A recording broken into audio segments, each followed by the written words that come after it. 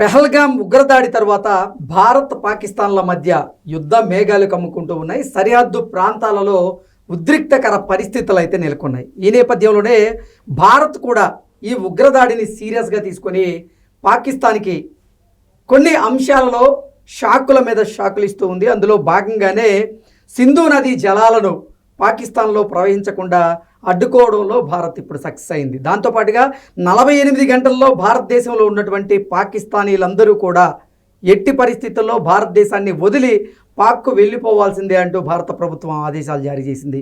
పాకిస్తానీల వీసాలు కూడా రద్దు చేసింది. వారికి ఉన్నటువంటి మెడికల్ వీసాలను కూడా రద్దు చేస్తూ షాక్ ఇచ్చింది. ఈ నేపథ్యంలోనే పాక్కు సంబంధించినటువంటి ఒక మంత్రి ఇప్పుడు మాకు భారత్ను టార్గెట్ చేయడం పెద్ద కష్టమేమీ కాదు, 130 అణ్వాయుధాలు ఇప్పుడు భారత్ వైపు చూస్తున్నాయి అంటూ భారత్ని హెచ్చరించేటువంటి ప్రయత్నం చేస్తున్నటువంటి నేపథ్యంలో నిజంగా పాకిస్తాన్ భారత్ మీద కయ్యానికి కాలు దూవుతుందా? ఇది వ్యూహమా లేదంటే భయంతో అటువంటి వ్యాఖ్యలు చేయాల్సి వచ్చిందా అనేది మనం పూర్తి స్థాయిలో విశ్లేషణ చేసుకుందాం. ప్రస్తుతం మనతో పాటున్నారు ప్రముఖ సీనియర్ జర్నలిస్ట్ డివిఎస్ గారు. సార్తో మాట్లాడదాం. సార్ నమస్తే. సార్ నమస్తే. ఉగ్రదాడి తరువాత కూడా పాకిస్తాన్ భారతదేశంతో కయ్యానికి కాల్దూతూ ఉంది. అందులో భాగంగానే పాకిస్తాన్ మంత్రి ఇప్పుడు మా 130 అణ్వాయుధాలు భారత్ వైపు చూస్తున్నాయి, మీరు సింధు జలాలను కనుక ఆపేస్తే పూర్తి స్థాయిలో మేము యుద్ధానికి సిద్ధం అవుతాం అన్నట్లుగా ఆయన హెచ్చరికలు జారీ చేసేటువంటి ప్రయత్నం చేశారు. ఏంటి సార్, నిజంగా అది వ్యూహమా లేదంటే భయమా అంటే ఏం చెప్తారు? అంటే పాకిస్తాన్ అసలు దాని యొక్క టార్గెట్ అర్థం కావట్లేదు, దాని యొక్క వ్యూహం దేవుడెరుగు, అసలు ఎటు అడుగులేస్తోంది, అసలు తన దేశాన్ని ఏం చేయాలనుకుంటోంది, తన ప్రజల్ని ఏం చేయాలనుకుంటోంది, ప్రపంచంలో ఏమైనా అల్లకల్లలో సృష్టిద్దామనా, ఎవరిపై పగ అర్థం కావట్లేదు. పాకిస్తాన్ ప్రభుత్వానికి, పాకిస్తాన్ ప్రజలకి భారతదేశంపై పగ, అసలు ప్రపంచం పైన పగబట్టారా? ఒకవైపేమో ఆఫ్ఘనిస్తాన్ ఆక్రమిస్తాం, అటు ఒక యుద్ధం జరుగుతుంది. ఏంటి, వాళ్ళు వచ్చి పాకిస్తాన్ భూభాగం ఆక్రమించడమే కాదు, అసలు అంతూ తేలుస్తున్నారు.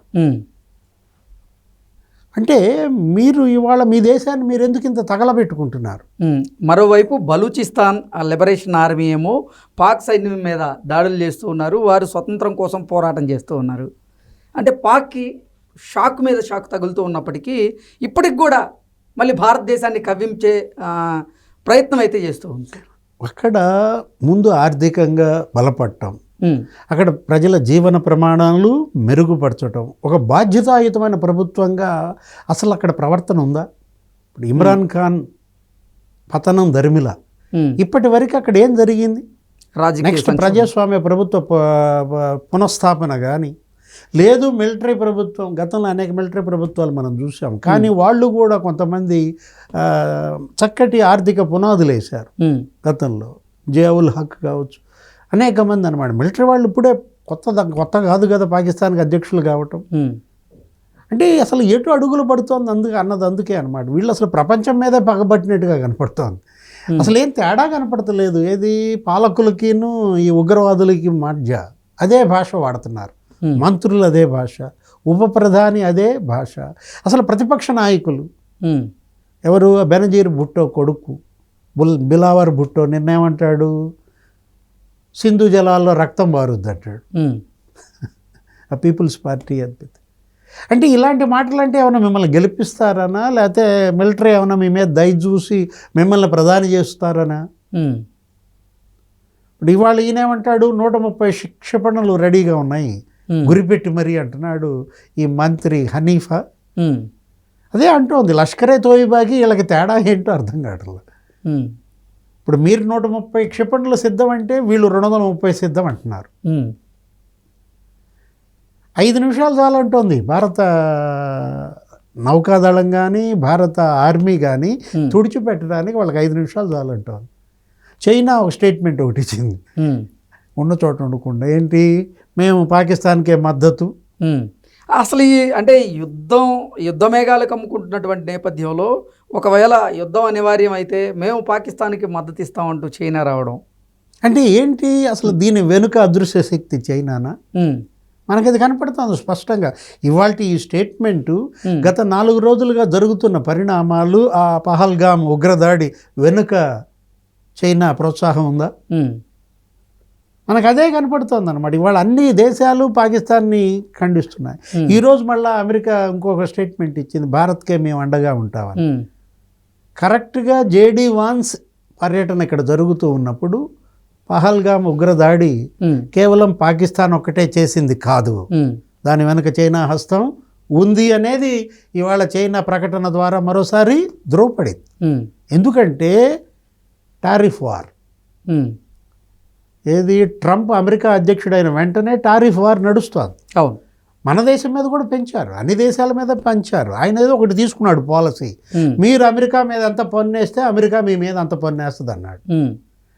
అంటే జనరల్గా అది బాగా అగ్రదేశం, సుసంపన్న దేశం కాబట్టి వీళ్ళంతా కొంత ఎక్కువ వేస్తూ వచ్చారు పన్నులు. వాళ్ళు కొంత తక్కువ తీసుకున్నా వాళ్ళకి నష్టం ఏమీ జరగలేదు ఇన్నేళ్లుగా.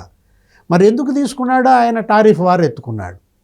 ఏది ట్రంప్ మన మీద 26% వేసాడు, 27 అన్నాడు, 1% ఏదో తగ్గించాడు. చైనా మీద ఎంత వేసాడు, 135% ఏమో వేసాడు. వీళ్ళు వాళ్ళ మీద మళ్ళీ 125% అన్నారు. ఎవరు? చైనా 125 అనగానే ఆయనకు కాలింది, ఆయన 230% టారిఫ్ అన్నాడు.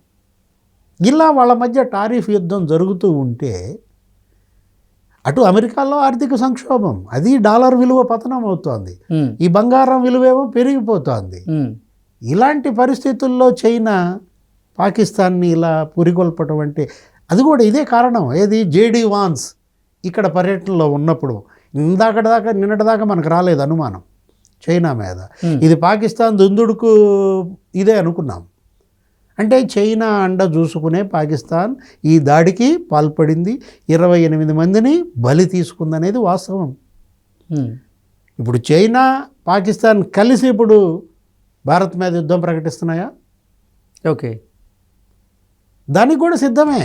ఎందుకంటే ఇవాళ ప్రధాని మోడీ మన్ కీ బాత్లో ఆయన చాలా ఆవేశంగా మాట్లాడారు. ఏది?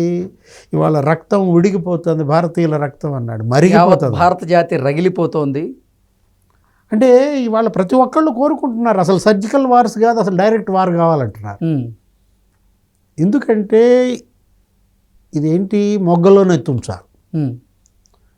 పాకిస్తాన్ యొక్క దుశ్చర్యలను మొగ్గలోనే తుంచేయండి, మీరు దాడి చేయండి, మీరు యుద్ధమే చేయండి అంటున్న నేపథ్యంలో రష్యా ఉక్రెయిన్ యుద్ధం వల్లే ఇబ్బంది పడుతున్న దాంట్లో ఇప్పుడు భారత్ పాకిస్తాన్ యుద్ధం కనుక ప్రారంభమైతే మొత్తం ప్రపంచ దేశాల ఆర్థిక సంక్షోభం ఇవాళ పెనుముప్పుగా మారుతుంది. ఒక దేశం కాదు, అన్ని దేశాలు ఇవాళ సంక్షోభంలో చిక్కుకుంటాయి. ఇప్పుడు పాకిస్తాన్ అసలు ఏంటి, ఇవాళ దాని యొక్క జీడిపి 70% పడిపోయింది.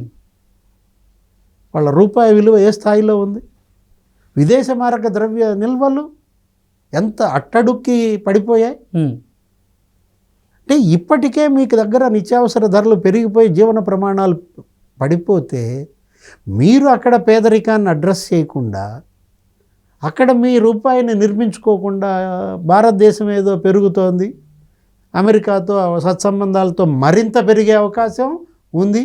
ఇప్పుడు జేడీ వాన్స్ మోడీ ఒప్పందం కనుక చేసుకుని ట్రంప్ ఇప్పుడు ఇక్కడ ఏమన్నా ప్రత్యేక వెసులుబాట్లు ఇస్తాడా అన్న దీంట్లో దీన్ని చెడగొట్టే కుట్ర కనపడుతోంది.